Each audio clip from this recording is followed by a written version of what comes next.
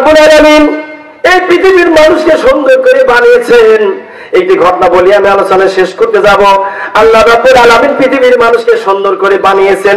যে কথা বলতেছিলাম, লাকাদ খালাকনাল ইনসানা ফি আহসানি তাকওয়িম।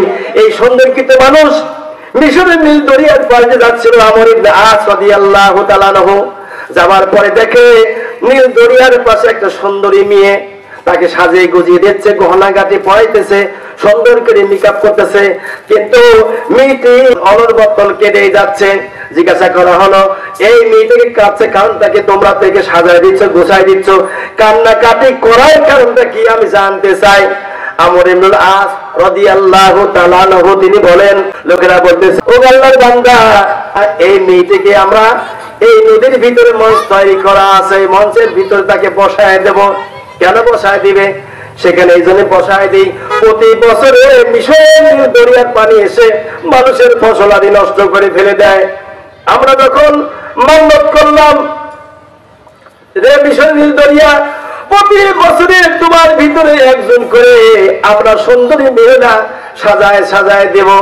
সুন্দরী রূপবতী গুণবতী মহিলা, যে মহিলাটি সবচেয়ে সুন্দরী বেশি, অমন সুন্দরী মেয়েকে তোমার ভিতরে দিয়ে যাব প্রতি বছরে। খবরদার তুমি আর আমাদের মিশরের নীল দরিয়ার পানি এই মানুষের ফসলাদি নষ্ট করতে পারবে না। যখন আমরা মান্যত করেছি, মান্যত অনুযায়ী আমরা প্রতি বছর একটি করে মেয়ে দিই, তা থেকে আমাদের মিশরের নীল দরিয়ার পানিতে আমাদের ফসলাদি নষ্ট হয় না। বলা হলো, তোমরা যখন মান্যত করেছ তবে অপেক্ষা করো, আমি না আসা পর্যন্ত এই মেয়েটিকে মঞ্চে রেখে আসবা না। আমার পরিচয় শোনো, আমি হলাম আল্লাহর নবী মুহাম্মদুর রাসূলুল্লাহ সাল্লাল্লাহু আলাইহি ওয়াসাল্লাম জুলুল কদর সাহাবী। আমার নাম আমর ইবনে আস, আমি হলাম রাসূলের সাহাবী গো, শুনে রেখে দাও। আমি উমর ইবনে খাত্তাব রাদিয়াল্লাহু তাআলা আনহুর খেলাফত চলছে, তার কাছে জেনে আসি। মহিলাটি এবার বসে আছে, লোকজন সকলে বসা আছে। অমন সময় আমর ইবনে আস রাদিয়াল্লাহু তাআলা আনহু উমরের দরবারে গেলেন। খলিফাতুল মুসলিমিন আমিরুল মুমিনিন উমর ইবনে খাত্তাব রাদিয়াল্লাহু তাআলা আনহুর দরবারে গিয়ে বলছেন, আমিরুল মুমিনিন, এমন একটা দৃশ্য দেখে আসছি গো, জীবনে ভাবতেও পাই নাই। কি দৃশ্য! মিশরের নীল দরিয়ার পানিতে লোকের ফসলাদি নষ্ট করত, যার কারণে এলাকার লোকেরা মান্যত করেছে প্রতি বছর একটা করে সুন্দরী মেয়েকে সাজিয়ে গুজিয়ে দরিয়ার মাঝখানে মঞ্চ তৈরি করে মঞ্চের উপরে বসায় দিয়ে আসা হবে। তারপর থেকে নিয়ে নাকি ওই মিশরের নীল দরিয়ার পানিতে মানুষের ফসলাদি নষ্ট হয় না। আমি এই দৃশ্য দেখে এসে বলছি, অপেক্ষা করো, আল্লাহ পাক বানিয়েছেন, লাকাদ খালাকনাল ইনসানা ফি আহসানি তাকওয়িম। আল্লাহু আকবার। আল্লাহ রাব্বুল আলামিন সুন্দর করে মানুষ বানিয়েছে। এই সুন্দর মানুষ কেন নদীর মধ্যে যাবে, এটা আমার প্রশ্ন। আমিরুল মুমিনিন, এর কোন ব্যবস্থা আছে কিনা তাড়াতাড়ি বলুন, ওরা অপেক্ষায় আছে আমার জন্য। আমিরুল মুমিনিন খলিফাতুল মুসলিমিন উমর ইবনে খাত্তাব রাদিয়াল্লাহু তখন তিনি চিঠি লিখলেন একখানা। চিঠি লেখার পরে বলছেন, ওগো মিশরের গভর্নর, আমার এই পত্রখানি নীল দরিয়ার কিনারায় দাঁড়িয়ে দাঁড়িয়ে বলবেন। পত্রে লেখা ছিল, রে মিশরের নীল দরিয়া শোন, আমি উমর ইবনে খাত্তাব আল্লাহর নবীর জলিল কদর সাহাবী বলতেছি, তোকে যে আল্লাহ সৃষ্টি করেছে, আমি উমর, আমাকে আল্লাহ ওই আল্লাহই তৈরি করেছেন। তবে হ্যাঁ, তোদের চাইতে সুন্দর চেহারা দিয়ে সুন্দর করে আল্লাহ রাব্বুল আলামিন আমাদেরকে বানিয়েছেন।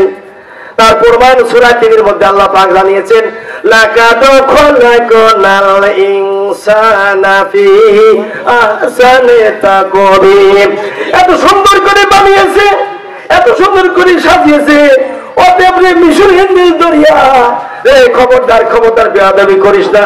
যদি বেয়াদবি করি, মিশরের মানুষের ফসল নষ্ট করিস, কাল কিয়ামতের দিন আমি আল্লাহর নবীর সাহাবী তোকে আসামের কাঠ গাড়া দাঁড়া করে দিব।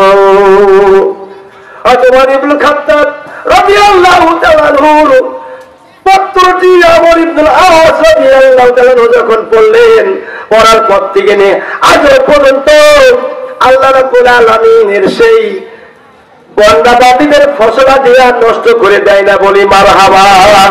এটা জানার পরে বুঝার পরেও ভারতের দালালেরা পাঁচটা গোলামেরা ওদেরকে বলতে চাই, আমার মোদিকে বলতে চাই, মোদি দাদা ভালো করে কান লাগায় শোনো, ভারতের বুকে তুমি মুসলমানদের মসজিদ ভাঙছো, মুসলমানদের মধ্যে আগুন দিচ্ছ, মুসলমানদের অত্যাচার করে জুলুম করতেছো। মুসলমান যদি আগুন দেওয়া বন্ধ করতে যায়, তুমি তাদেরকে গুলি করে নির্দেশ দিয়েছো, পুলিশ বাহিনীকে লাগায় নিলায় দিয়েছো, তোমার কুত্তা বাহিনী নিলায় দিয়েছো। মনে রেখে দিও, ভারতের বুকে আল্লাহ দিন একদিন বিজয় হবে। নবীজি বলছেন ইসলামের বিজয় হবে, ভারতের সাথে আমার মুসলমানদের যুদ্ধ হবে, ভারতের সঙ্গে মুসলমানদের লড়াই হবে, যুদ্ধ হবে। ওই যুদ্ধের ময়দানে মুসলমানদের টিকে থাকতে হবে। টিকিয়ে থাকতে গেলে দরকার হলো কোরআনের। কি দরকার? কোরআনের। কোরআন ছাড়া কোন যুবক তরুণেরা যাদের ময়দানে তোমার টিকে থাকতে পারবে না। সুতরাং এসো দাবাত দিই, কোরআনের দাবাত দিই।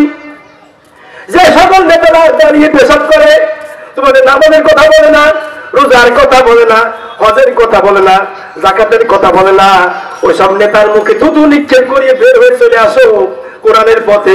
এই কোরআন যারা দাবাত দেয়, কোরআন যারা পরিচয় করতেছে, ওই নেতাদের ধরো।